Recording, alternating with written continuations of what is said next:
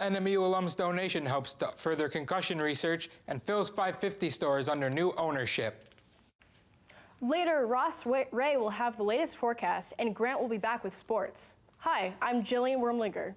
And I'm Grant Lukens, and this is Public Eye News.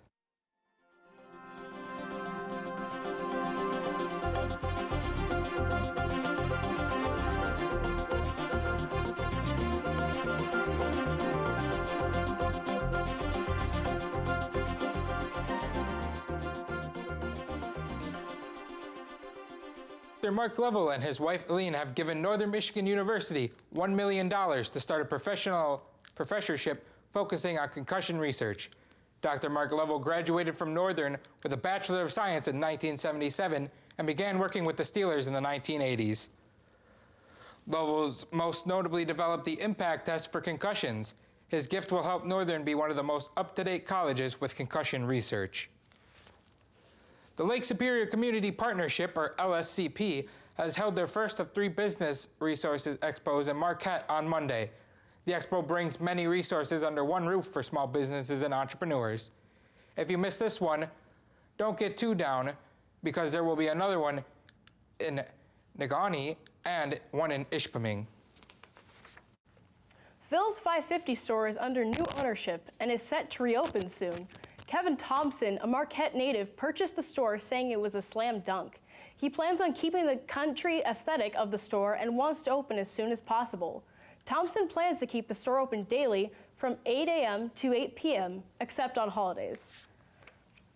And Marquette County has set a hearing to increase their firework regulations, which was agreed on by all in office.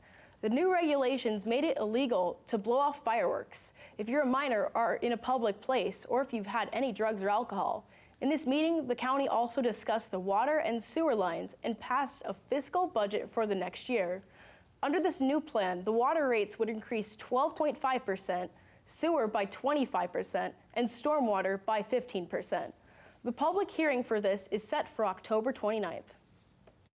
The Michigan Supreme Court has announced on Monday that it has given $1.17 million in grants to 24 courts to fund the operations of Veterans Treatment Courts, or VCTs.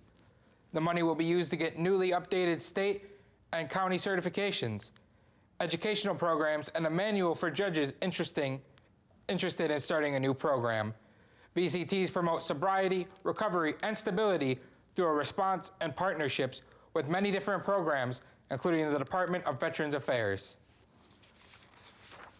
For many years, the DNR has provided a forecast for deer hunters to say how the season will go, and this year, they've done it again. The DNR believes this deer season is going to be a good one for hunters because deer numbers are up from last year. The DNR says hunters should also familiarize themselves with new regulations, which can be found at www.michigan.gov/deer. And after this break, we'll be back with your national and international news. Stay tuned. A visionary approach to medicine. The needs of the patient come first. Was invented over 120 years ago. I couldn't have asked for anything better for her. I've got another 25, 30 years in front of me for sure. Faith, hope, and science. Those 3 things are absolutely critical. You are never alone in your efforts to find an answer to that patient's problem. Ken Burns presents The Mayo Clinic. Tonight at 9 p.m. after the Great American Read. And welcome back. The co-founders of Instagram are resigning from their positions without explanation. Chief Executive Kevin Systrom said in a statement that they want to take time off to, quote, explore their curiosity and creativity again, unquote. Facebook's own Mark Zuckerberg, which bought Instagram in 2012, said that there were extraordinary men and he can't wait to see what they produce next.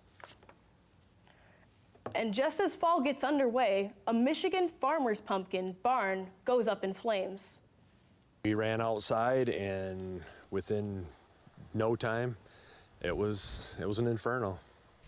It's a wake-up call that every farmer dreads. Jeff Hedrick, owner of Wild Pumpkin Farm in Beaverton, recalls last Friday night, shortly before midnight, when he and his wife were awakened by someone pounding on their front door. Some people were driving by, they pounded on the door, said they had a fire. They thought it could possibly be an animal barn, and luckily it was not. However, the Hedrick's 19-year-old pumpkin barn was engulfed in flames. The barn, which housed thousands of pumpkins, antiques, and a tool shed, is a total loss. There was thousands upon thousands of dollars worth of inventory in there. Jeff said thankfully these animals were moved to the back earlier in the day, or else they would have been just feet away from this devastation. The cause of the fire is being investigated. Meanwhile, Jeff says they will rebuild, and he's grateful to first responders for their quick action and has a special message for the person who alerted them of the fire. Oh, thank you. It was just, I mean, we just can't say enough. It was just, thank you, and we really appreciate it. In Beaverton, April Morton, WNEM TV5. A top German bishop has apologized for the thousands of sexual abuse cases that took place in the church between the 1940s and 2014.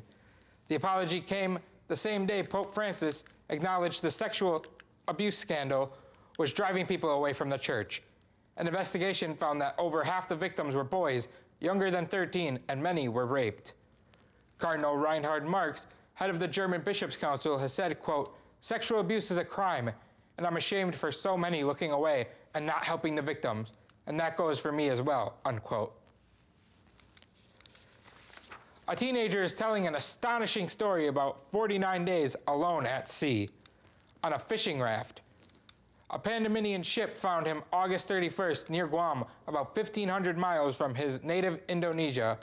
David Bernard reports. Okay, that's good, slowly. 18-year-old Aldi Novell Adelang was rescued by a Panamanian ship and crew near Guam after a storm sent his rompong, a wooden fishing raft, adrift without a motor or a paddle for 49 days.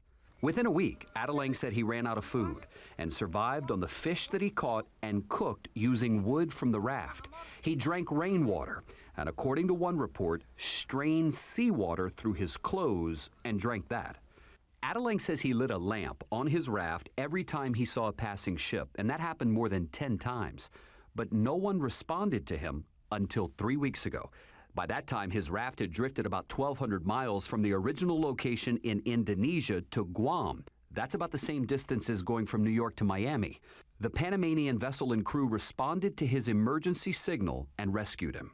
Adelang was able to swim to safety, and the crew hauled him onto the ship where they offered him water, a blanket, and some bread. He is back home tonight with his family, but there are questions about his employer. This is the third time Adelang's fishing vessel went adrift. David Begnaud, CBS News, New York. Trump's second hearing to roll back national fuel economy standard is slated to take place on Tuesday. This hearing comes after California and other officials blasted the rollbacks as dangerous to the environment and public health. President Trump is trying to set a national standard that California finds acceptable so they don't have to set their own separate standards. And after the break, we'll be back with your weather and sports. Stay tuned.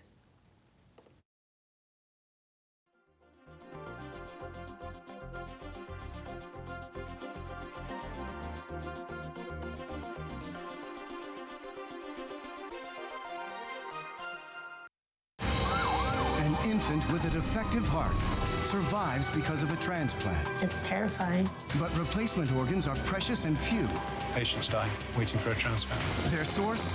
Another family's devastating loss. Matthew's organs will be donated. Can scientists solve the transplant crisis? Look at that. By repairing and rebuilding organs. Have them beat again? That's awesome. Transplanting Hope on Nova.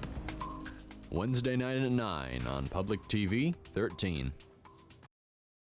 And welcome back. My name is Ross Ray, and I'll be here with your weather today, looking at our wonderful academic mall. It's looking quite dreary, quite wet out there, so make sure to bring out your rain jackets. Let's look at today's current conditions. It's going to be mostly cloudy with a high of 61 degrees, winds south at 16 miles an hour, and the barometric pressure at 30.07 and falling. Looking at tonight's conditions, it's going to be mostly cloudy with a low of 57.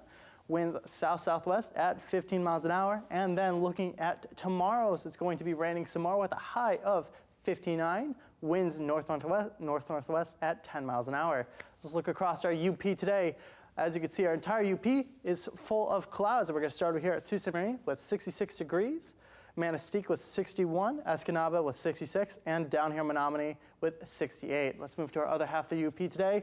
We're looking at Iron Mountain with 61, Ironwood with 50, up in Houghton with 55 degrees, and back here in wonderful Marquette, it's going to be 61 degrees and cloudy. Let's look at our week ahead. Thursday, it's going to be a high of 58, low of 43, and some rain. Friday is going to be a high of 51, low of 38, with some PM showers. And then Saturday is going to be a high of 47, low of 34, and cloudy. Well, Grant, it looks like it's going to be pretty dreary and wet out there, but I hear you have some uplifting stories for us.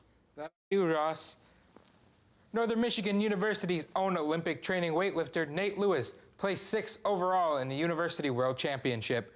Lewis, hailing out of Arlington, Washington, lifted 324 pounds in the snatch, and he lifted 399 pounds in the clean and jerk. Also competing were former NMU OTS athletes Taylor Turner and Kenny Wilkins.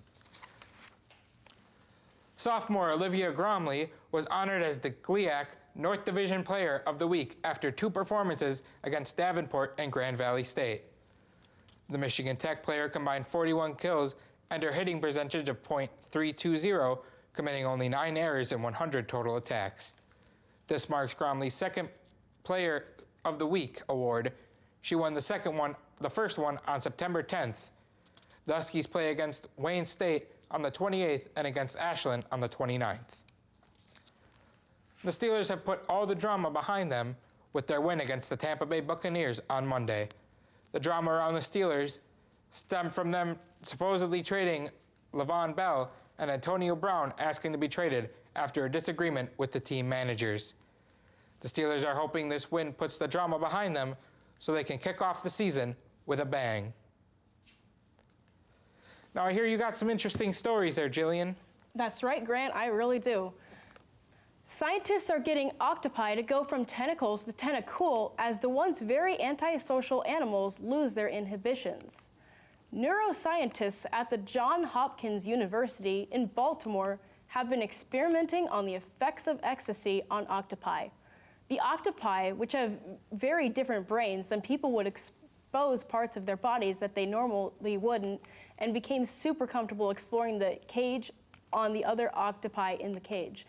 Tests will continue with the octopi, but the scientists are wary of getting them addicted to the drug. And the popular show Game of Thrones is killing a town for all the wrong reasons.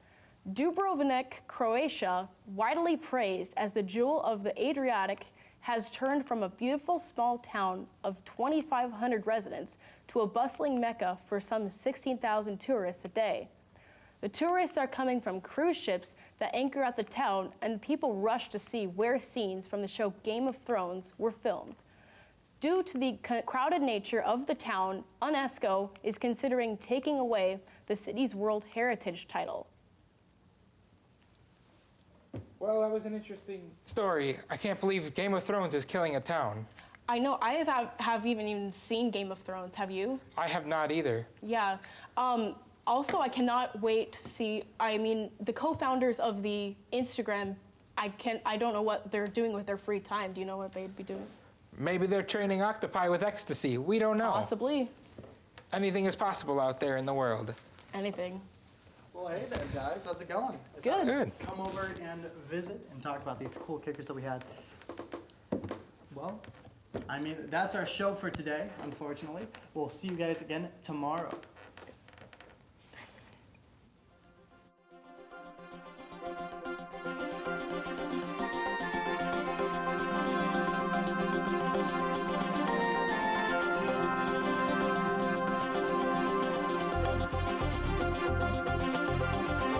The preceding program was produced in studios located in the Edgar L. Hardin Learning Resources Center by WNMU-TV, Northern Michigan University Public Television.